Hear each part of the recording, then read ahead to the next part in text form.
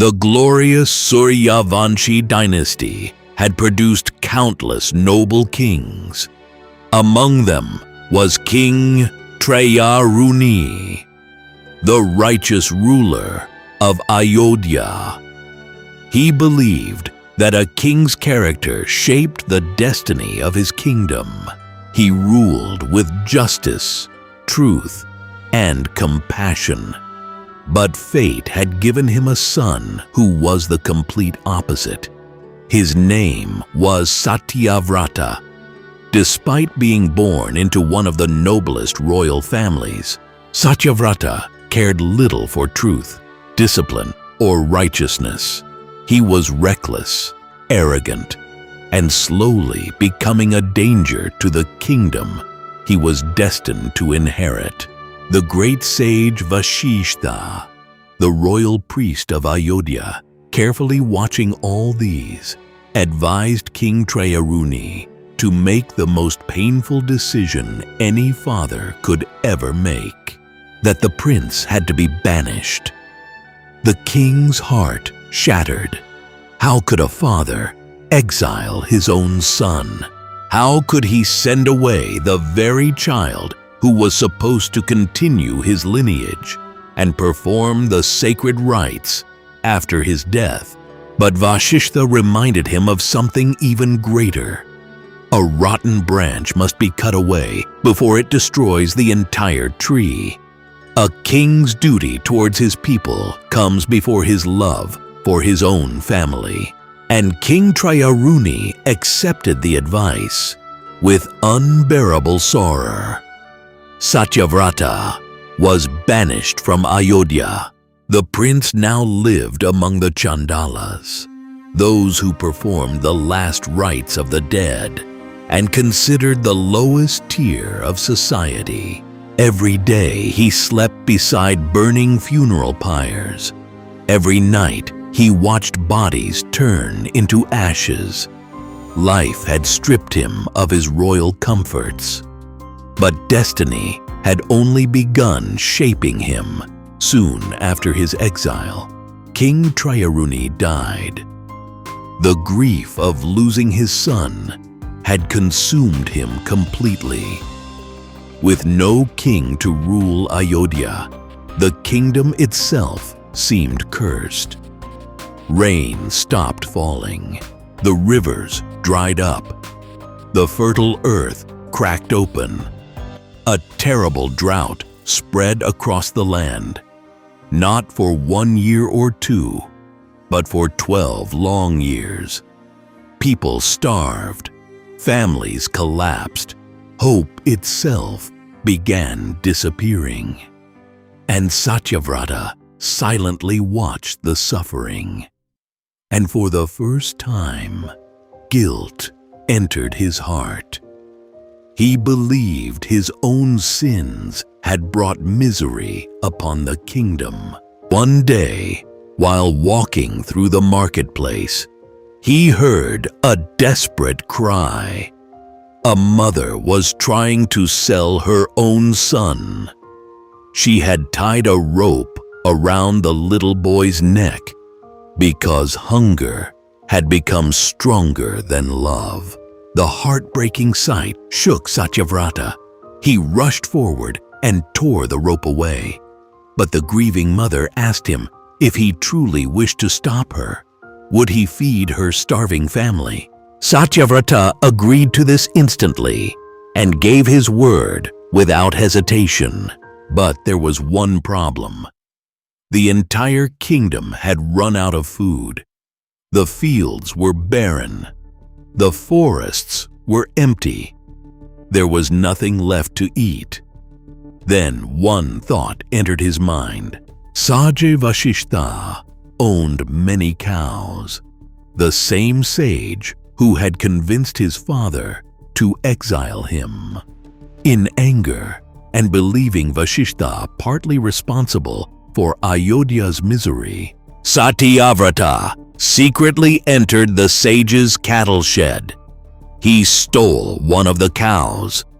For a brief moment, his conscience struggled against his desperation.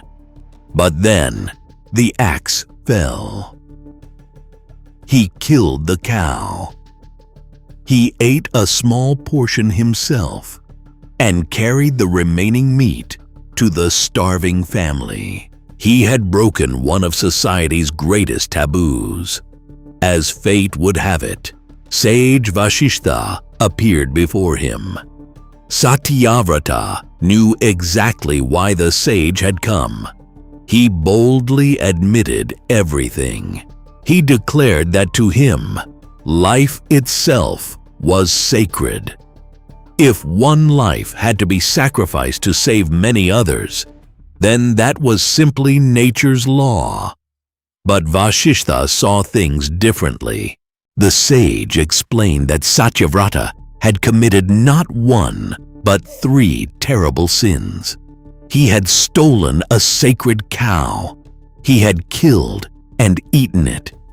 And by committing such an act, he had brought dishonor upon his father and his ancestors. These 3 sins would forever define him. From that day onward, Satyavrata would no longer be known by his birth name. He would be called Trishanku, the man burdened with 3 great sins. And Vashishtha declared one final curse. Trishanku would never find a resting place in any of the 3 worlds. As the sage walked away, the starving family stood silently. The mother trembled at the sight of the cow's meat. Just then, her husband returned home. After hearing the entire story, he looked at Trishanku with admiration. The prince had risked everything, not for himself, but to save strangers. The man declared that true merit lies in selfless intention. When Trishanku revealed that Vashishtha had cursed him, the stranger's face darkened and said he could not remove the curse, but he possessed the power to grant a boon. He asked Trishanku to make a wish. Trishanku had spent years living beside funeral pyres. Every day, he had watched human bodies burn into ashes. He could never accept such an end. So he asked for something no human had ever dared to ask. He said when his time comes, he wished to enter heaven without dying. He wanted to ascend to heaven in his physical body. The mysterious sage agreed. Only then did Trishanku ask his name. The sage smiled and said, "I am Vishwamitra." Years passed. Trishanku grew old. Now it was time for Vishwamitra to fulfill the promise he had made years earlier. The great sage began a powerful yagna. The sacred fire blazed. The mantras echoed across the heavens. And slowly, an impossible miracle began. Trishanku's living body started rising into the sky. He crossed the clouds, past the moon, then the sun. For the very first time in history, a living human was approaching the gates of heaven. The gods were horrified. Never before had anyone tried to enter Swargaloka in a mortal body. If one human succeeded, what would stop others? Even demons could attempt the same. The order of the universe itself would collapse. The king of the gods, Indra, intervened. He reminded Vishwamitra that only the soul, not the mortal body, could enter heaven. and certainly not someone already burdened with 3 grave sins. He pointed toward Dhruva, the immortal star placed in the heavens by Lord Vishnu himself. Those who were worthy would always attain heaven through righteousness. There was no need to break the laws of creation. But Vishwamitra refused to listen. His yagna continued, and Trishanku climbed even closer to heaven. The gods gathered at heaven's entrance.